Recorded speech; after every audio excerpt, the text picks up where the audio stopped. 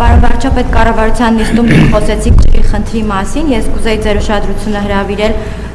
հիվանդությունների վերահսկման եւ կանխարգելման կենտրոնի տարածած հաղորդագրության վրա, ըստ որի Բյուրեղավանում տեղի ունեցած դեպքը պայմանավորված էր հենց ջրով, այնտեղ մանրէներ էին հայտնաբերվել։ Ինձ հետաքրքիր է պաշտոնական այս հաստատումից հետո արդյոք վիոլա ջրի նկատմամբ պատասխանատվության գործընթաց հետևելու է թե ոչ։ Ի վերջո բազմաթիվ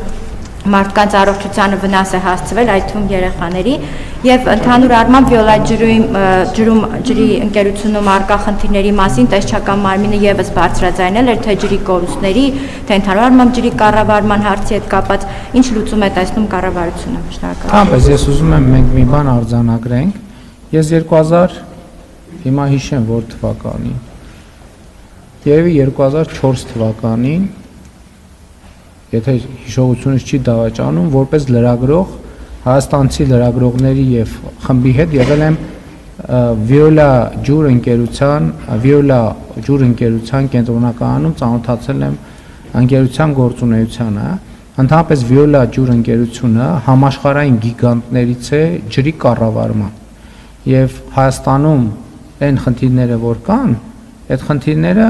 ոչ բոլորի պատասխանատուն է եւ մեղավորը Վիոլա ջուր ընկերությունը, այլ շատ դեպքերում դրա պատճառը մեր մոտեցումների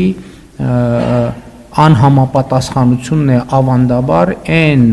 պայմանագրերին, որոնք ստորագրվել են։ Ես ուզում եմ ասել նաեւ Ֆրանսիայի նախագահի այցին ընդառաջ, որ մենք Վիոլա ջրի հետ, այդ թվում առաջիկա շրջանում համագործակցության հույսեր ունենք, բայց մենք հույս ունենք, որ մեր համագործակցության որակը կփոխվի, իսկ դրա համար պետք է անել անհրաժեշտ քայլեր,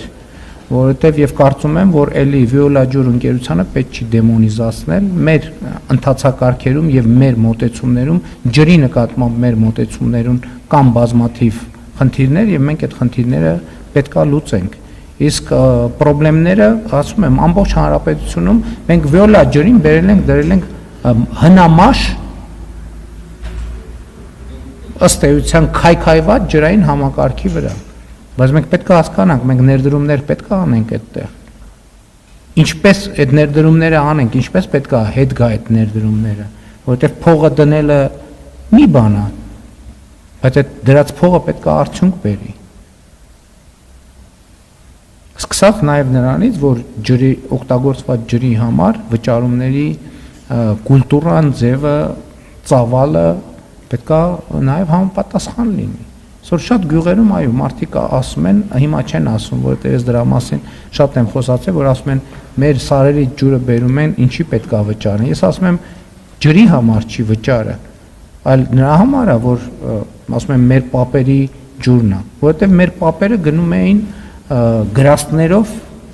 ջուր էին բերում սարից կամ չգիտեմ, այդ վճարը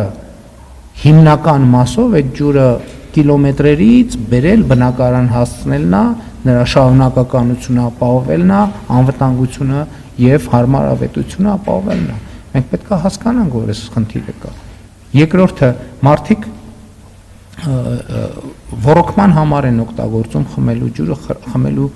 ջրի հետ կապված խնդիրներ կամ քայքայված համակարգեր են բառից բուն իմաստով։ Ես կոնկրետ դեպքին չեմ մարտահայտում, այնտեղ որտեղ կոնկրետ դեպքը հետաքննություն պետք կլինի, կպարզվեն մեղավորներ, անկախ նրանից Վիոլա ջրից են, թե որևէ այլ կազմակերպությունից են,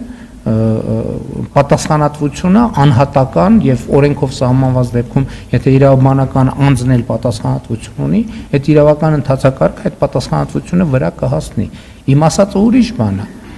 որ ես արձանագրում եմ, որ Վիոլայի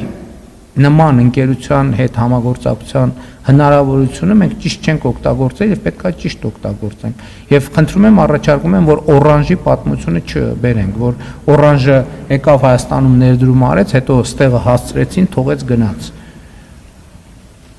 Իր ներդրումային հետևանքներով։ Շնորհակալություն, հաջորդ հարցը մեդիա հաղորդում։